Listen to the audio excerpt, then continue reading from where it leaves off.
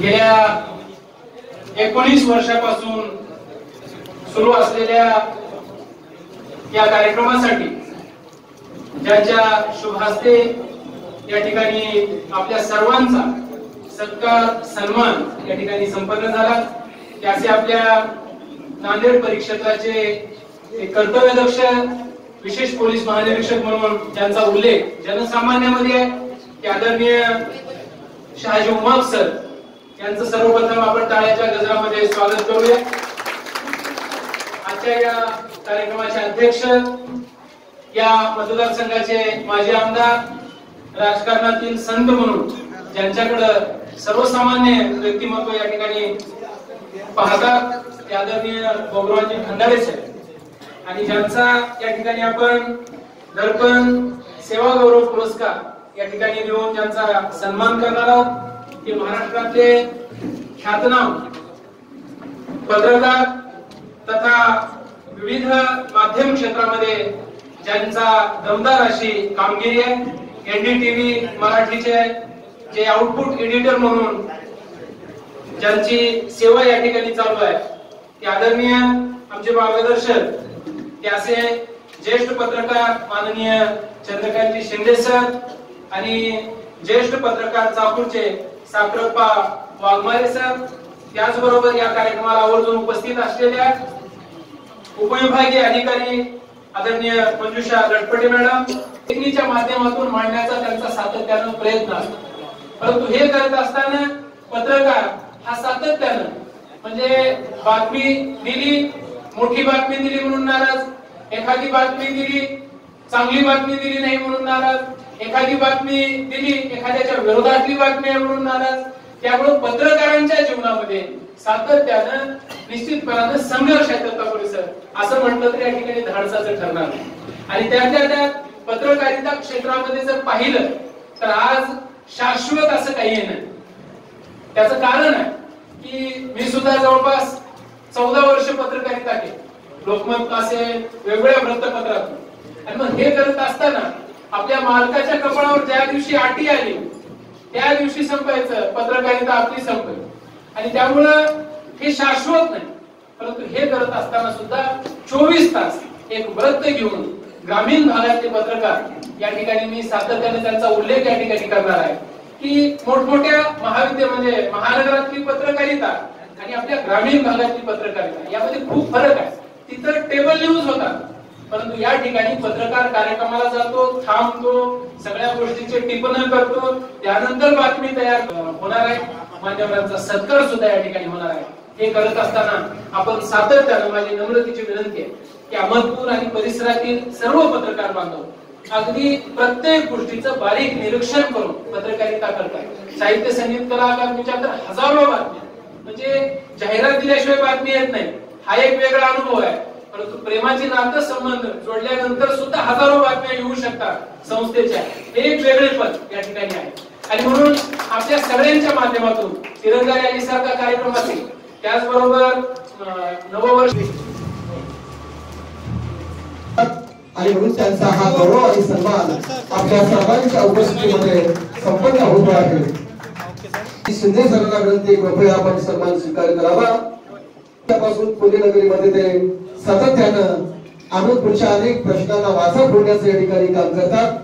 विशेष म्हणजे रवींद्रनाथ टागोर विद्यालयात पदपेढीचं व्यवस्थापन त्यांच्याकडेच आहे, असा एक भाषी पत्रकार म्हणून त्यांची ओळख आहे, न्याय दिलाय, आणि म्हणून साहित्य संगीत कला अकादमीच्या वतीने या दर्पण दिनाच्या निमित्तानं आपला हा सन्मान आणि गौरव या ठिकाणी काळामध्ये सुद्धा न्यूजमध्ये पण एवढे पत्रकार एकत्र पाहिलेले नाही, त्याच्यामुळे एवढे सगळे पत्रकार बघून थोडस ओझं पण वाटतं आणि हलकीशी भीती पण वाटते, कारण गर्दी जमली की ती गर्दी कधी झुंड होईल आणि ती झुंड कधी आक्रमक होऊन जाईल त्याची भीती वाटते। आजकाल माणसं असे एकत्र दिसली गर्दी झाली का वाटते की अरे नाही काहीतरी वेगळं काहीतरी घडणार आहे, आणि ती भीती कायम राहून जाते असतात। पण आजची तुमची सगळी समोर बसलेली गर्दी पाहून एका पद्धतीने मला छानही वाटतं की एवढे सगळेजण पत्रकार आहेत। मी तुम्हाला हे आवर्जून सांगतो की मी 20 वर्षापासून पत्रकारितेत आहे, पण मी कधीही कुठेही सांगत नाही की मी पत्रकार आहे. मी कुणालाही हे सांगत आलोय की मी एक मीडिया प्रॅक्टिशनर आहे. आणि मीडिया प्रॅक्टिशनर म्हणजे जसा डॉक्टर असतो, वेगवेगळ्या रोगांचे वेगवेगळे स्पेशलिस्ट आहेत, तसा मी मीडिया प्रॅक्टिशनर आहे. मी पत्रकार नाहीये. म्हणजे तुमच्यासारखा मी फील्डवर जात नाही, उभं राहत नाही, त्याला प्रत्येक ठिकाणी अपवाद आहे. तर त्याला सर्वच बाजूला आपण थोड्या प्रमाणामध्ये कारणीभूत आहोत.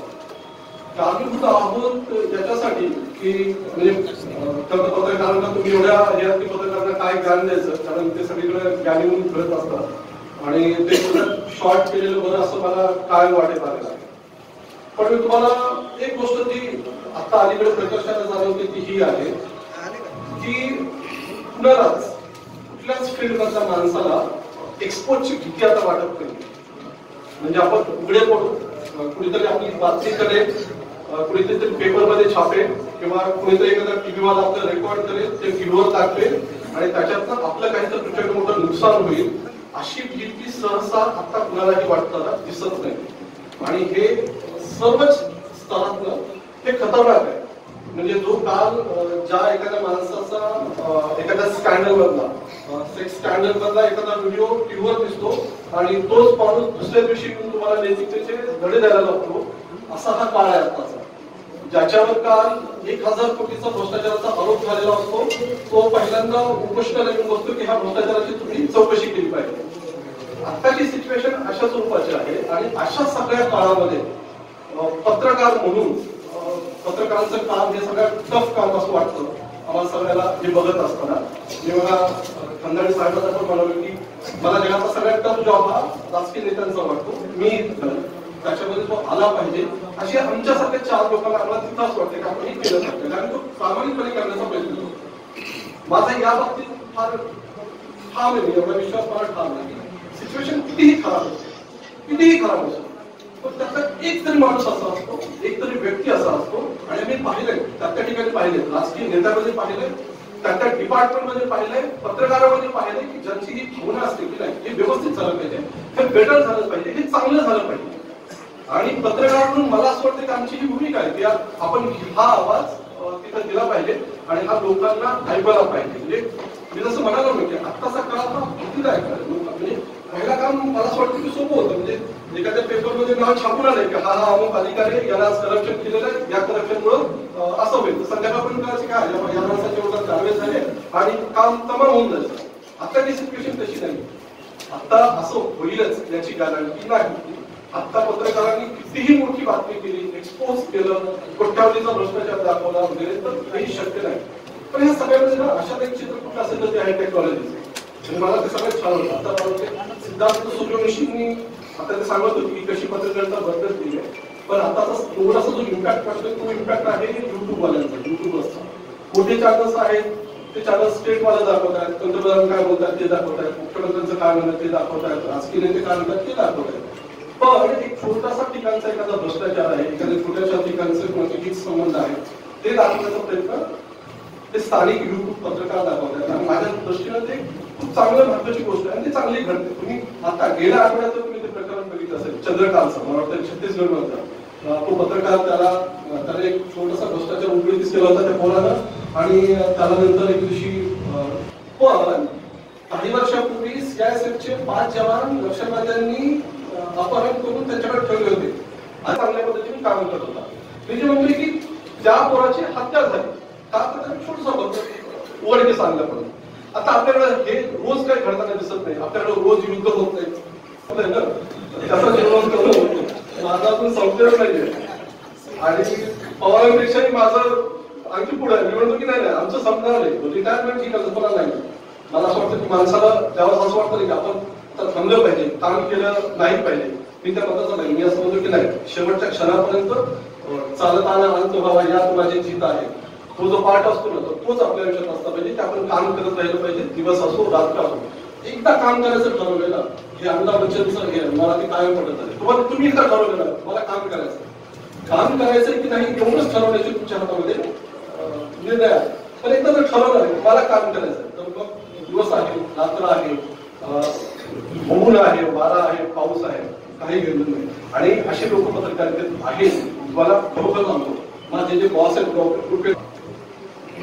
सगळ्यात महत्त्वाची गोष्ट आहे हेल्थ. तुम्ही ते व्यवस्थित असेल तरच आपण लॉंग टाइम काम करू शकतो, अदरवाईज आपण ते काम करू शकणार नाही.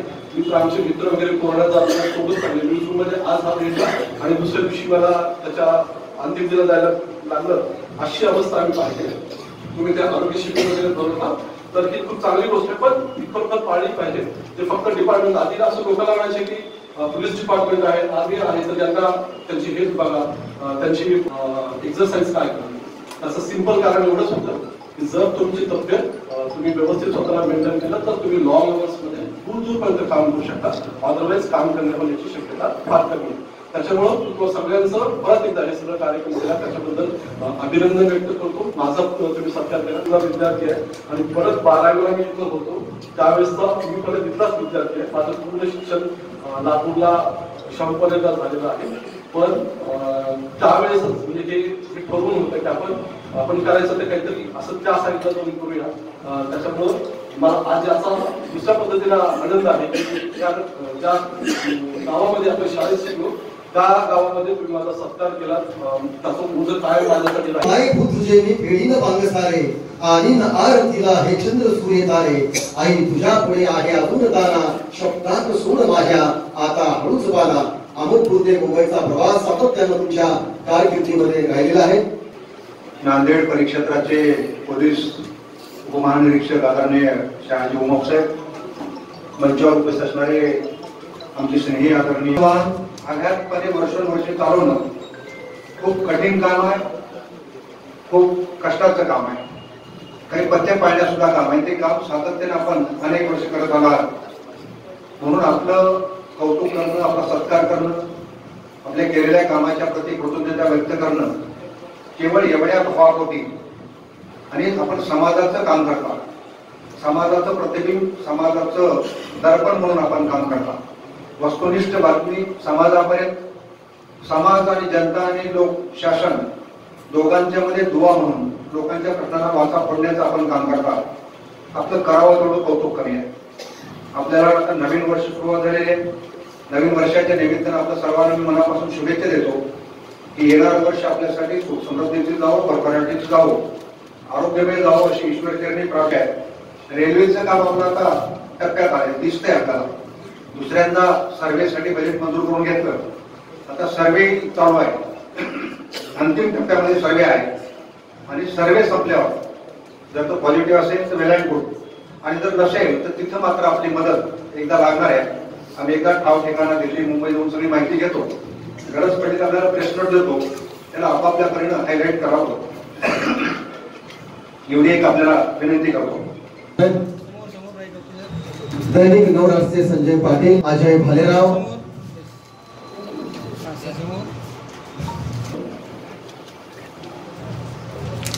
आज या ठिकाणी साहित्य संगीत कला अकादमी 6 जानेवारी 1832 या दिवशी मराठीतलं पहिलं दर्पण हे वर्तमानपत्र आचार्य बाळशास्त्री जांभेकर यांनी सुरू केलं. आणि मला असं वाटतं की मराठी वृत्तपत्र साहित्याचा पाया या दिवशी खऱ्या अर्थाने रोवला गेला. आणि म्हणून या दिवसाचं औचित्य साधून आपण असा कार्यक्रम आयोजित केलेला आहे. लातूर ही तशी मराठवाड्याची सांस्कृतिक नगरी म्हणून आपण ओळखतो. लातूर मध्ये अहमदपूर हे एक सांस्कृतिक शहर म्हणून आपण या शहराकडे पाहतो. इतिहासामध्ये अतिशय चांगली आणि वेगळी ओळख या शहराची निश्चितपणे आहे. आणि खंदाडे साहेबांनी सांगितल्याप्रमाणे समाजातले जे चांगले लोक आहेत, मी आता त्यांच्याशी बोलत असताना, पण ते पत्रकार असतील, वैद्यकीय व्यावसायिक असतील, आणखी लोक असतील, जे जे काही चांगलं या शहरासाठी करता येईल ते करण्याचा त्यांचा कटाक्ष असतो. आणि बऱ्याच वेळेस मी त्या कार्यक्रमासाठी उपस्थित राहावं असा देखील त्यांचा आग्रह असतो. प्रत्येक वेळेस आपल्याला ते शक्य होईलच याची शाश्वती नाही, परंतु आपण सांगितल्याप्रमाणे या भागामध्ये अनेक ठिकाणी मी काम केलेलं आहे. लातूर शहरातही होतो, गंगाखेडलाही मी